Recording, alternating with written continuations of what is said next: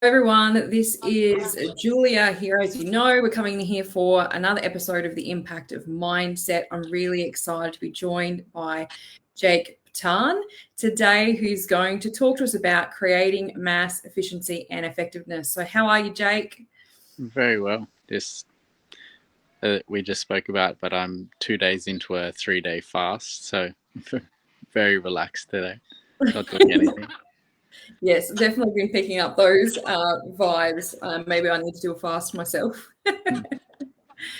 So tell us a little bit about yourself so people get to know who you are and your ability to be a high performer in your own space.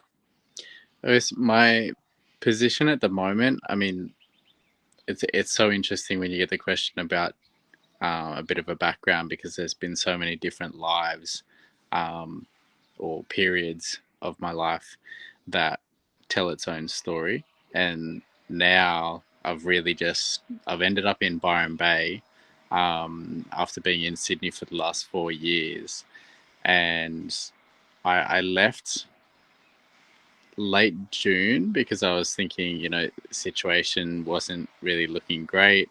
Got out to my family's place in Taree, was with them for 2 weeks, and then I had some education in Queensland. So for quite a while, I've been doing classes or workshops teaching people how to cut hair. And then I was in Brisbane, crossed the border so that, things could remain open in my life, and was living in a backpackers for 4 weeks. And then we went into lockdown there as well. So all the education that I'd been sort of building and planning just got scrapped. And, that trigger came up in that moment, being so frustrated when lockdown was announced. And then it was just like, okay, here's an opportunity to sit in this discomfort and slow down, just come back to my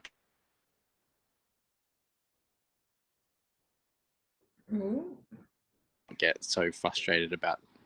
And it's like, okay, what do I need right now? And it's like, maybe stability is going to be important. This place came up in Byron, and I've decided not to build any work in my external world in that physical sense. So now it's really about virtual hair training for anyone rather than just the hair industry. And I was like, why didn't I do this before?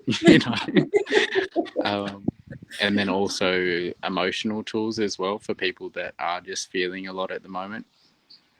So both of those are virtual, and I can really build that from wherever I am. Yeah.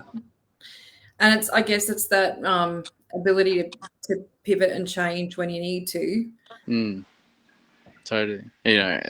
This is something that's been so prominent in my life, is if we get caught up being worried about our circumstances, then we automatically fall into this fear state.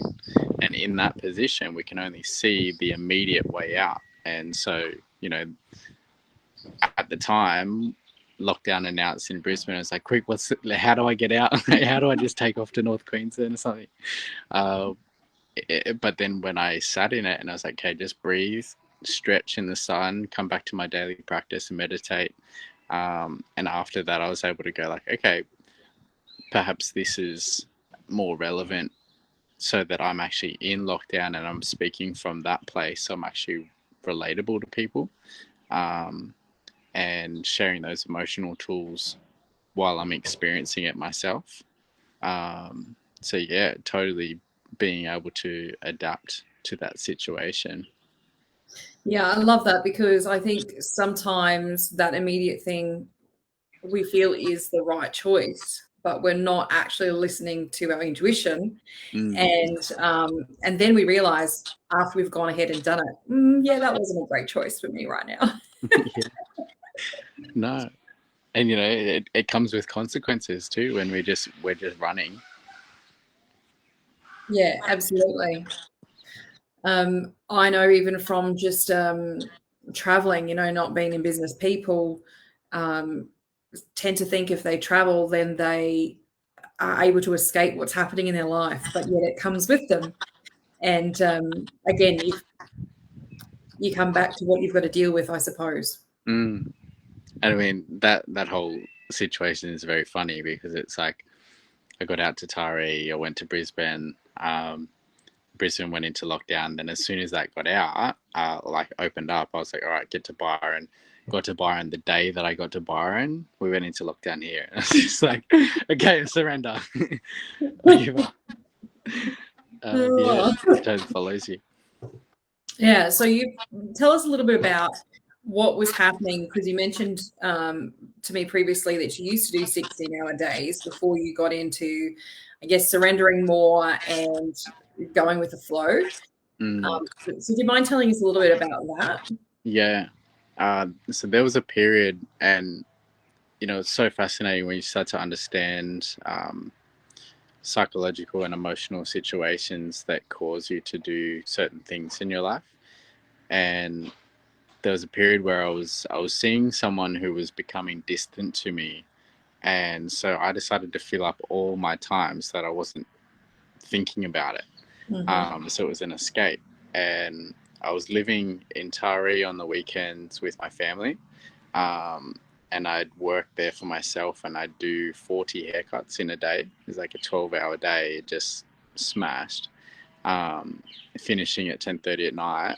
Then the next morning I'd wake up early, drive to Newcastle and work down there for the week full time, and was going to gym afterwards, was doing people's hair at home afterwards, and sometimes even going to Sydney and working, a half a day on a Thursday, and then getting back to Newcastle and finishing the afternoon at a shop there, finishing Saturday nights in Newcastle, driving back to Taree, get all my sort of admin done on Sunday, washing all the stuff, and then do the same thing.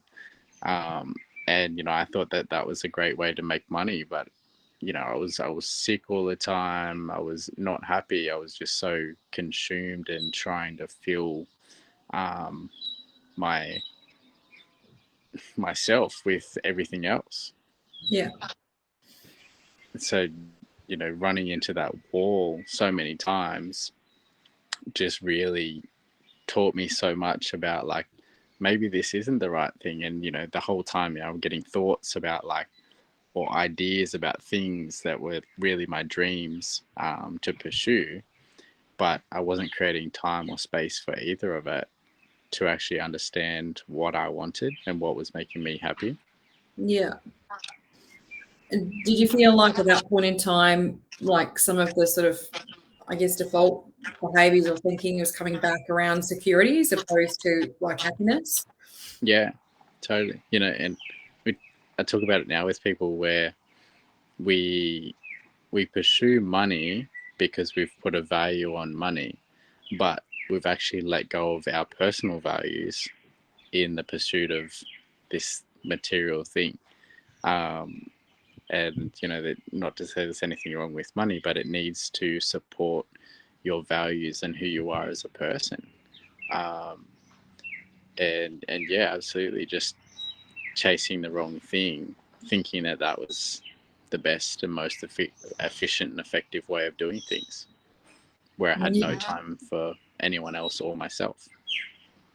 Yeah, it's kind of it's interesting because you build your life out in a sense that you didn't have time for anything else, as I suppose a coping mechanism. But then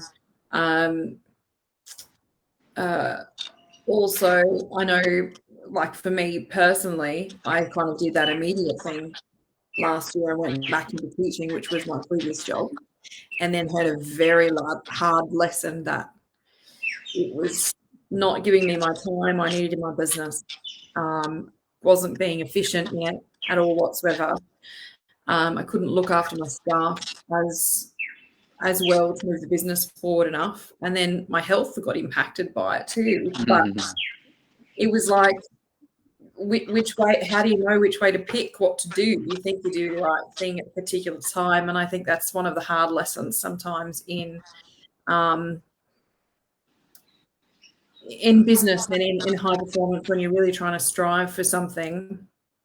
You do to some extent navigate what you think is the right choice at that time.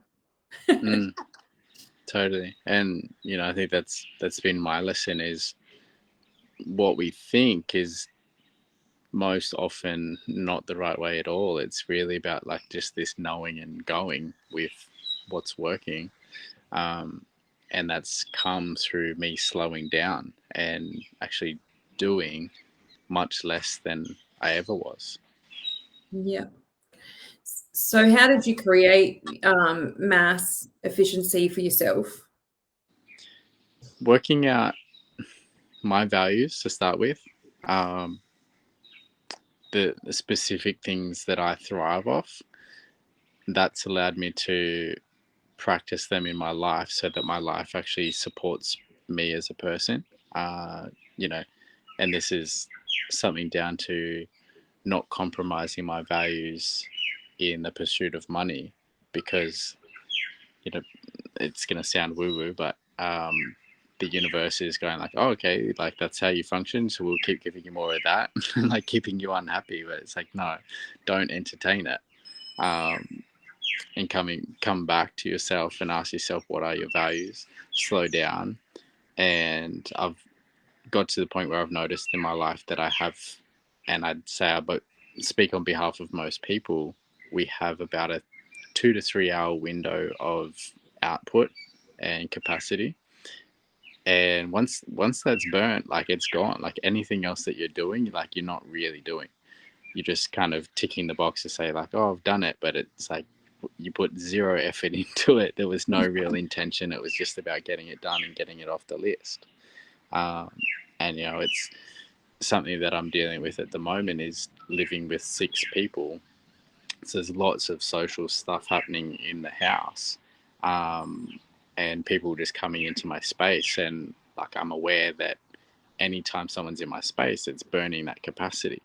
Mm-hmm. And it's like, I've got shit to do, and I need to be assertive with my communication to say to people like, hey, great conversation, take it elsewhere, or I take myself elsewhere. You know. It's interesting because I was reading on LinkedIn that people were talking about how leadership doesn't need to be communicated. Like words like trust doesn't need to be communicated if you do well in it. However, it's really hard when you're in a situation of like 6 people or you're leading a team, because people can't just guess where you're at. Mm. And sometimes when you say things out loud, it makes it so much easier to realize, am I really tracking well with my values and living out of them each day, as opposed to just going through the motions again and ticking boxes like you're saying. Yeah. Well, something that just came up when you were talking about that was like, how authentic am I living according to my values? Where my previous situation, when I was in Sydney, I was charging $200 a haircut to drive to people's houses and cut their hair.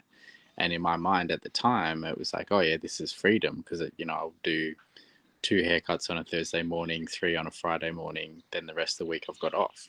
So that looked like freedom. But now I'm looking at that and going like, that wasn't freedom, because I was stuck, and my clients were getting haircuts so regularly and consistently that I'd never had the time or space to go anywhere. I had to just stay home for a couple of days, do what I want during the week, but I could never really just go and disappear. Yeah.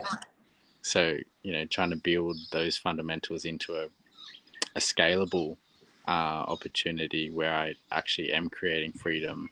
And, now that I can create content, accumulate that content for the next 12 months and probably use the same stuff for the rest of my life. Yeah. And I think that's where that efficiency and effectiveness comes together and collides really well. Absolutely. Like streamlining everything, Yeah. And using that capacity to go like, okay, use this 2 to 3 hour window to create as much as you can. Boom, boom, boom, boom. And then as soon as it's done, like as soon as that 3 hours close, it's like, all right, completely switch off. I'll go and sit in the sun, do some stretching, a workout, maybe do some art, something creative, go for a walk, listen to a podcast. But as far as my output, it's over. So wait till the next day. That is so different from me. It's so different. I find that incredibly interesting because, I get up at 4:30 in the morning, and by the time it gets to like 9 o'clock, I feel like I've done a day. Because essentially I have, compared to what I'm used to. But then I'm like, there's more stuff to do. I'll have a rest and I'll do more. Totally. And to me, I think, well, I've had to learn how to rest has been one of my challenges. But to me, I think I would really struggle. Like before I do a fast, maybe I need to do, can you actually just do 2 days? Because I think for business owners, and maybe you can share what you think about this, but just not working on Saturday and Sunday is really hard to start with. Yeah, well, it's still that attachment to we have things to do. Of course, I don't think we ever get to a point in our lives where there's nothing to do, and in a way, it's a blessing to have things that we can do, but it's being able to discern what is the moment when you've done enough and that you want to go and have some time to enjoy as well, because essentially retirement is now. It's not when you're 80 and you can't enjoy it.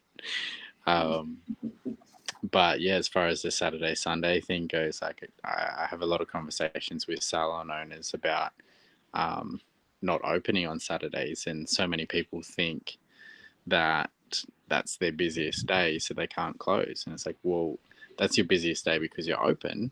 If you close, those people are going to come like during, they'll make time. They're going to want their hair done. They want you.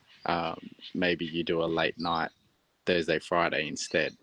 But if you curate, if you make yourself accessible, people are going to use it. And it's the same as what I did with my haircuts in Sydney. I cut back to 5 people a week and charged $200, and it's like no barber in the country is charging $200. On paper, that would never work, but people were paying it every week, and it's just like, that was the permission for me and other people to just stop telling yourself these limiting stories and actually go ahead and do what you want to do and live the life that you want to live. Yeah, and I think people come from jobs, go into businesses that they run, and they still kind of carry the structure of wherever they worked or with them. And that's how they get into that trap of not having the freedom which they started their business for. So I love how you say, cut the Saturdays. Like I've never thought about that. I wonder what would happen if I said to my hairdresser, stop working on Saturday. Totally. And you put it well. It's like, what are we doing it for? I know so many business owners and parents of kids that spend so much time at work that they don't even see their kids, and it's like, well, what was the point? Yeah. Like, do you love that work that much that your kids just kind of like, get some extra funds but never experience their parents? Yeah. And that's a sad reality for a lot of people. And I think that there's a big societal limiting belief that if you have a business, then you don't have a life. And it really needs to shift, because that comes from not being effective about how you're running your business, curated on that lifestyle you're talking about. Totally. Just really coming back to those values. And, there's still times that I deviate from it. And that's exactly why I'm doing this fast now, is like I was deviating from my values and compromising my boundaries and not communicating to people my needs. So it's like, all right, cut the shit, stop consuming, and really come back and look at what are my values and how do I want to express them, and am I aligned with my message and my values? Yeah. So in your mind, what's the high performing salon owner? What's their kind of mindset or business approach? it's going to be different on every individual level. And again, just something that I'm doing now is actually working with salons and barbershops pre-COVID, where we could actually redesign the culture, connection, community in the workplace, uh, and looking at what are the individual values of each worker, so that we're actually creating an environment that supports people on an individual basis. And I think that's such an important thing for effective output as a team. And so, as far as like a salon owner and their high performing mindset, really depends on who they are and what they believe in. But I've met people that still believe, they believe that working as much as they can is great and they love it, and it's just like they think they love it, but I can also see there's so many things in their life that they're missing out on, but maybe subconsciously don't realize. Yeah, I totally get that. I think that what your definition of success and failure plays a big part into that too. Mm. There's been clients I've had who are from other cultures and they don't know anything other than doing 15-50 nowadays. Mm. To say to them, even people that have been on my team, but the system, I've had to say, you're not working now. They're sending me emails of work they've done at 9:30 at night. And then I get up to them and I say, no, like, sorry, what are you doing? Spend time with your family. And they're like, oh, I didn't mean to upset you. Like, I'm just trying to get you to understand when you work and when you don't work.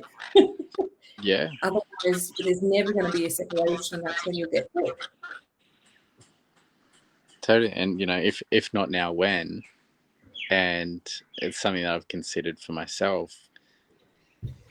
If I'm not enjoying the process, then what is it for? And there's been a period of my life where it come up last year where I wasn't working properly and not working aligned with who I am, and I'd made 7 grand in a week, and that was through haircuts, and it's just like I made 10 times my standard wage as a full-time hairdresser, but I don't feel any different, and I am short on sleep. I didn't get to eat what I wanted to eat. Some nights I wasn't eating dinner because it was so late, and I felt mentally just like I'd put my head through a wall. Didn't get to meditate, didn't get to learn or read or anything that I enjoyed, didn't get to go out and sit in the sun and exercise. So it was funny because people were like, oh, you're making good money. And I was like, well, good is an interesting term when it's not good at all. Yeah. When do you get to actually enjoy what you earn with your flat tap? Totally. And we have to be practical and say we might not make it to retirement. And perhaps we get to retirement and something else happens and we don't have the money. Like, was it all worth it? Yeah.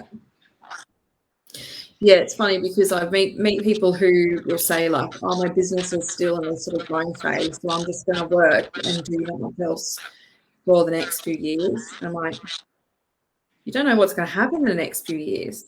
Okay. Yeah. Life can change in an instant. Yeah.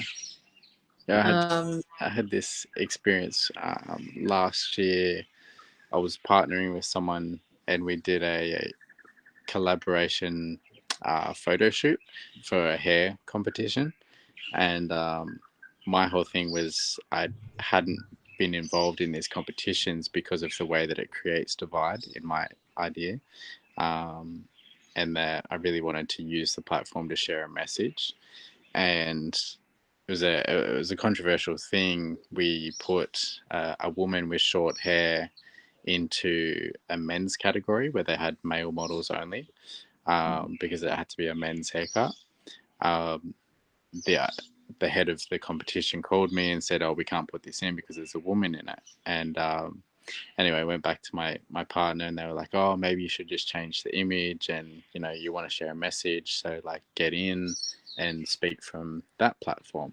And I'm like, nah, if I'm compromising my values and my integrity, then the message that I would share from that platform has no legs. Like, it just doesn't mean anything. So the other thing was, I'd said in that was, what if I don't, something might happen next week and I don't get to the point of being able to even share the message. So if not now, when?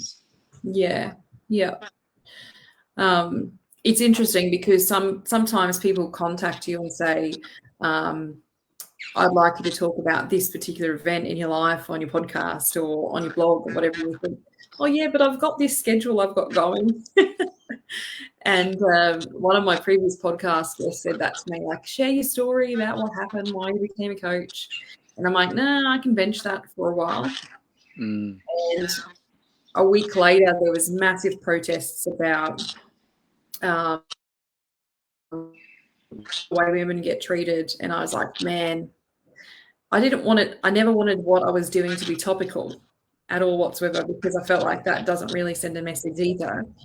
But I guess just understanding the power of impacting one person as opposed to impacting the masses is important as well, because that is still effective use of your time. Mm.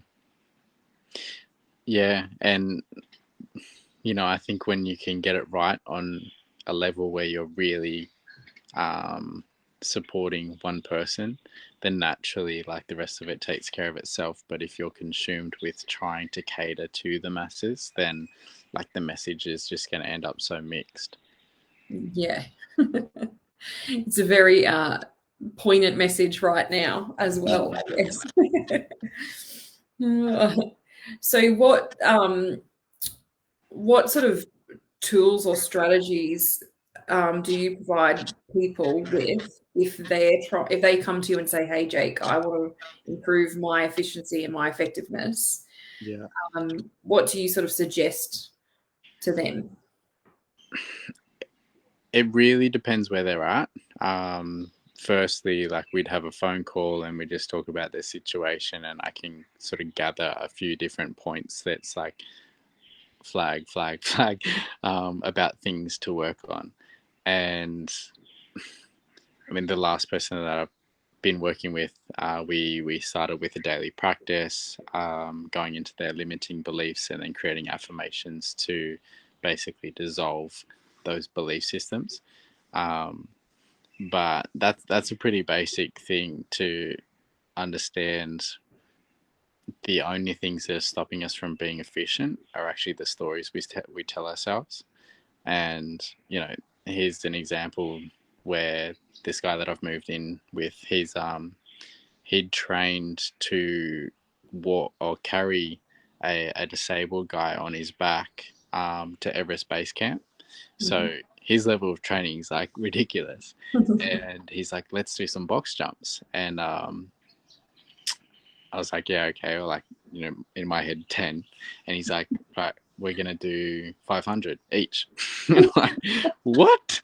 And the spot that we did it, it's like this big stone slab. And it's quite a high jump. And I'm like, but I'll fall over and smash my face or something. And he's like, good. So like, when you get to that point, then you can stop. And it's just like, yeah, I understand it, because that's that limiting belief. Like, I was just telling myself a story that, like, no, that's impossible. You can't do that because I'll get hurt. And that we're just in fear of potentially getting hurt, failure, all these things. And it's like, well, do it and find that point, or prove to yourself that you can go beyond what you thought you ever could. Yeah, definitely. It must be so cool to be surrounded by people like him. It's be so empowering. Absolutely. And yeah, this is a funny thing as well, where I'd no preconceived idea that this was a possibility. Like, we're in this sanctuary essentially, and I was literally in a 2x2 cell in a Brisbane backpackers with no windows, and I'd actually spent I'd put 5 weeks accommodation up front, and my bank account hit zero, so I had no money for food, and so I was literally in this position of having nothing and not eating dinner, just eating like a handful of nuts for lunch, and in my mind that's so scarce, and coming back to such a consistent practice of presence, meditation, exercise, journaling, affirmations, and I was able to let go of that external circumstance.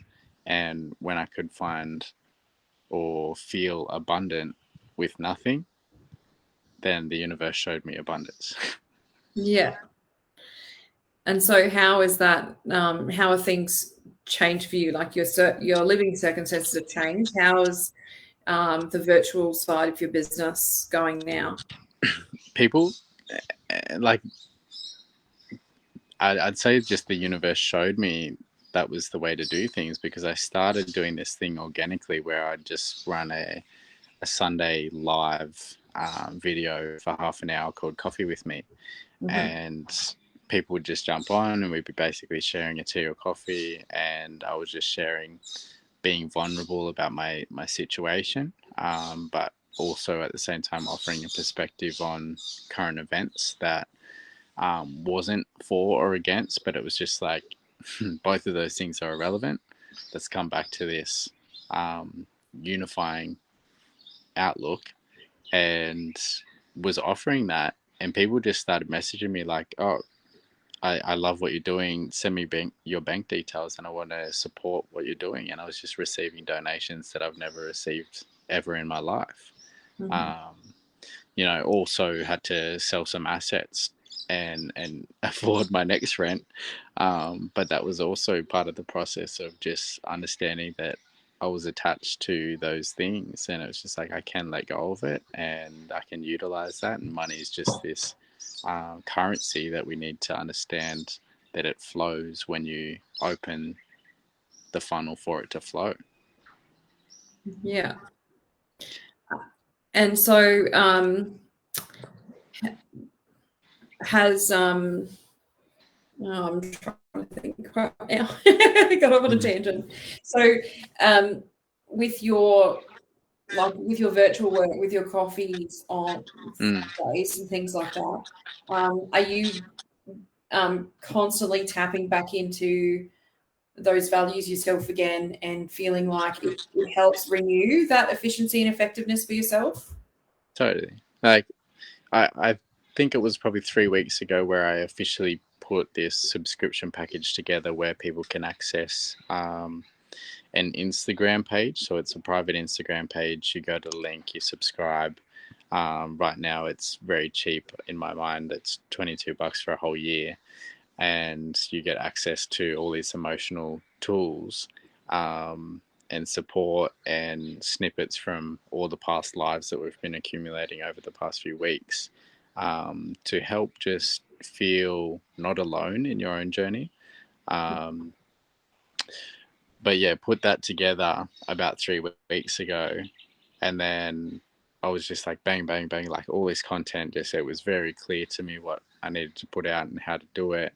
And then all of a sudden I just started like not meditating, being around people for too long and not expressing myself, and just falling back into this like trapped mindset of noise that I haven't been able to put anything out. Yeah. And it's like, shit, this is exactly why I'm doing this fast now, to go like, okay, step away from all of that, take yourself out, sit in some space, start yoga, meditation, just drink water, no bad food, obviously. And already today being the second day, it's just like, oh, yeah, this is it. Guess a lot of my message is about doing less than we think. Yeah, it's interesting because there's a fine balance between having community and having time on your own, isn't it? Absolutely. And yeah, I think there's very few people that understand it. Like we're just constantly feeling this pressure. I felt that pressure for so many years of like I have to be social and we have to connect with people and everything else. But in the last few months, just really coming to experience and understand the power of compounded stillness. Yeah. And when you're not filling your mind with stuff, and you can actually just start listening to yourself and that intuitive guidance to go like, oh, it's so simple. Yeah. It's I think it's so important, like this year in particular, for me, it's felt like it's just social media has just exploded on all these opinions and everyone's thoughts about everything from vaccinations to whether we're going to travel again to borders and what politicians have done what and everything else. And I even feel like I was thinking this today again as I was out for a coffee. I was like, I don't even want my phone to do a check-in. Yeah. Like, I respect and I value the fact that we need to check in so people know where people are for health reasons, but I don't want my phone with me. Yeah.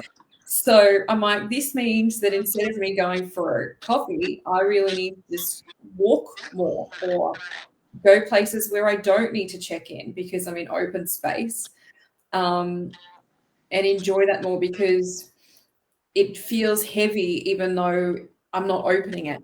Like it's just sitting there. So Um, heavy. and and I think this year for me anyway, I've cried more than I have any other year Mm. because I've had more like still moments. And um, you might be able to tell me from the people that are in your coffee chats or whatnot, or your own personal experience. But I think when you find a different gear of efficiency and effectiveness, you break through another level of those limiting beliefs, and there's kind of more shedding of that growth that you've gone through and where you've been before. Um, and that's why those emotions will come out. Mm. Yeah, and one thing is willingness to be vulnerable with your emotions.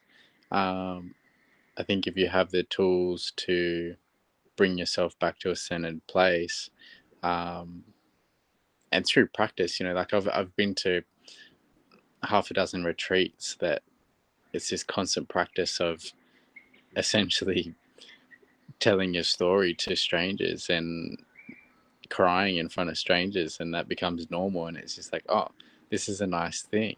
And I feel like now I'm so fine with doing that on camera in front of people that I'm okay with how people perceive it, because that's not me or my responsibility. But what it does there is allows people to feel seen in their own emotions, Yeah. um, because we've been told or led to believe that emotions are a bad thing, and don't cry and don't be emotional, don't be upset. And it's just like, no, do it. And Yeah. show people that you can do that and still be resilient. Yeah. Yeah. I would imagine that it's, well, far more important to share that with men that join like your coffee chats as well. Mm.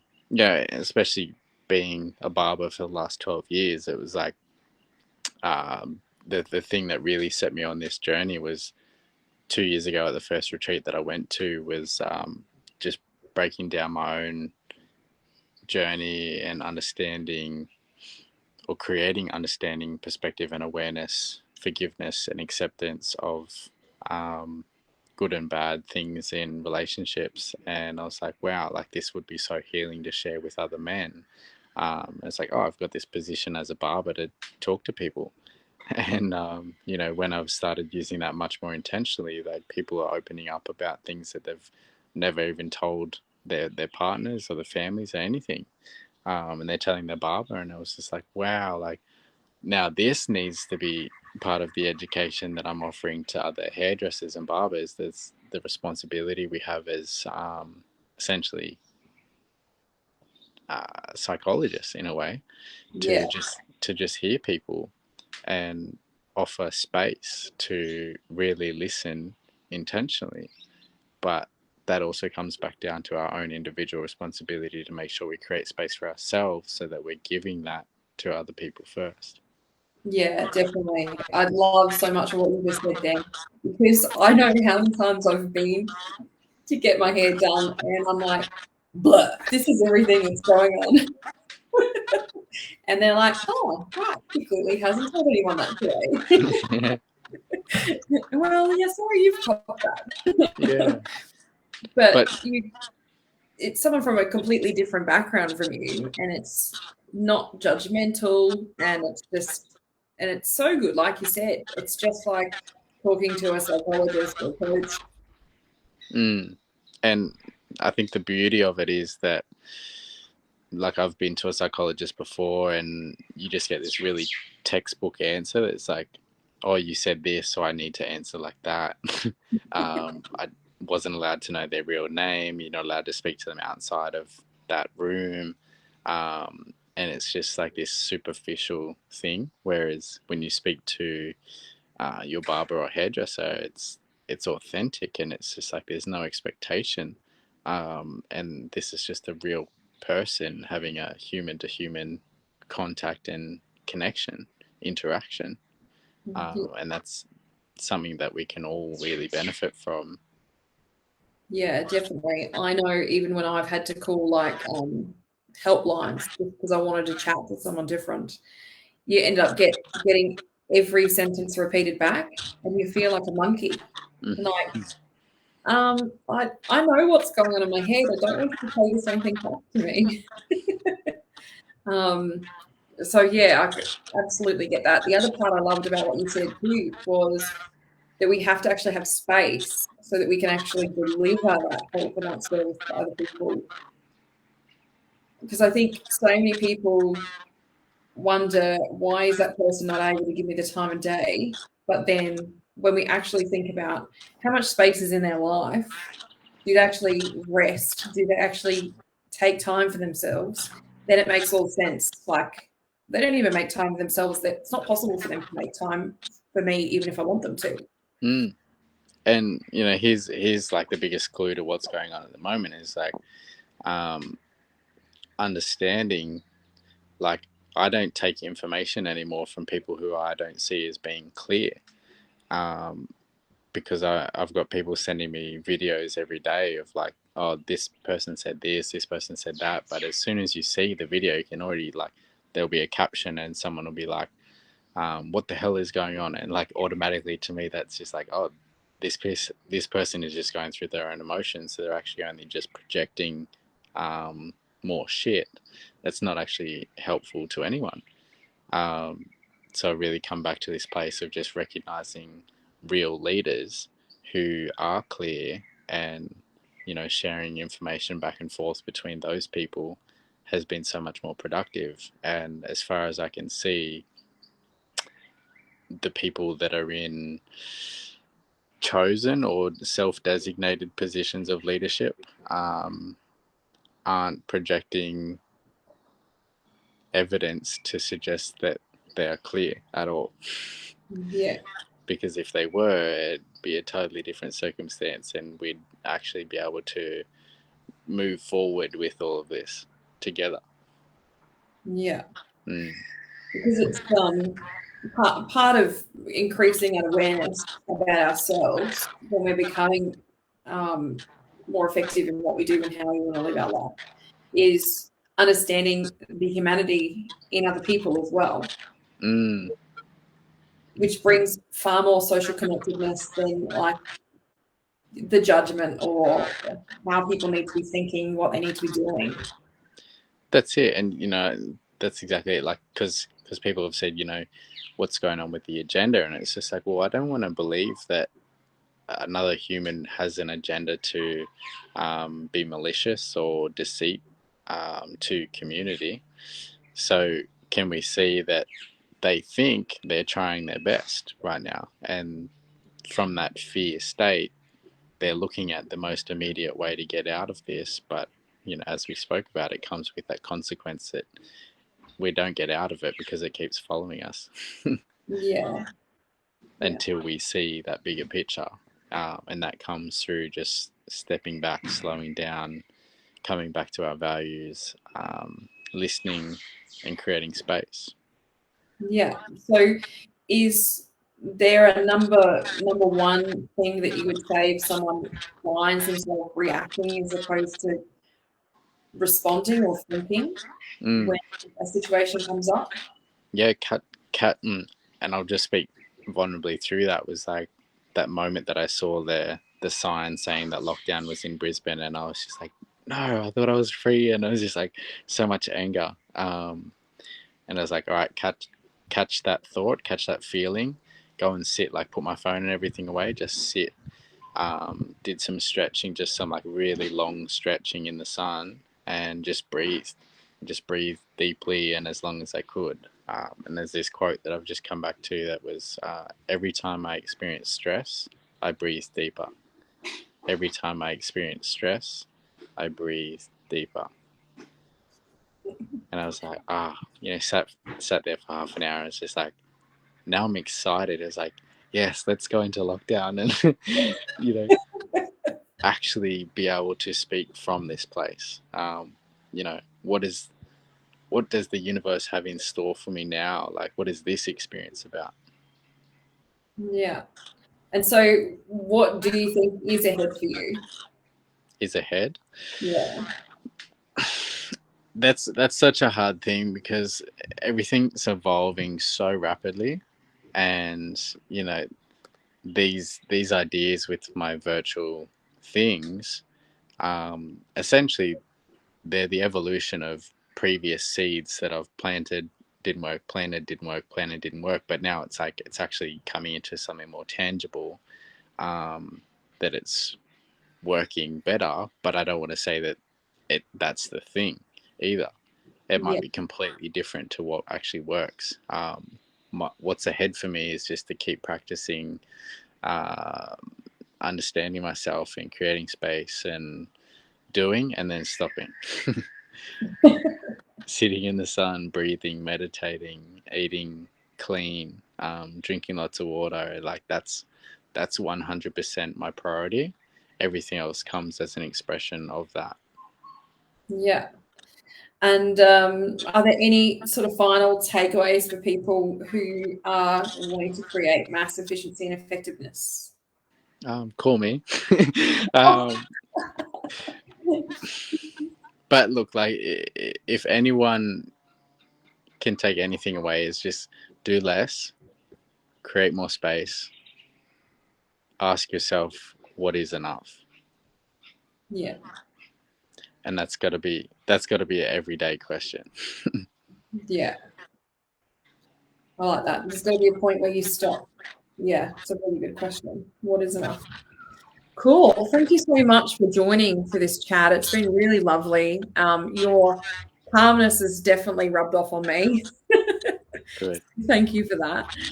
And I hope the rest of your fast goes really well. Thank you. Thanks for taking up some time too. It's like, I need to do something now, and just really good time to make use of mental clarity as well. So thank you for the questions and for getting the message out there. No problems at all. We're going to be sharing links for you, for your socials, your website, in the show notes, and on my Facebook page. So people can get in contact with you as well. And of course, for those listening, that's not just people who are barbers or own salons, but anyone who wants to create efficiency and effectiveness in their life or business. So thank you so much again. Thank you. And I'll connect with you again sometime soon. And look forward to it. Cool. Thanks, Jake. Have a great day. You too. Bye. Bye.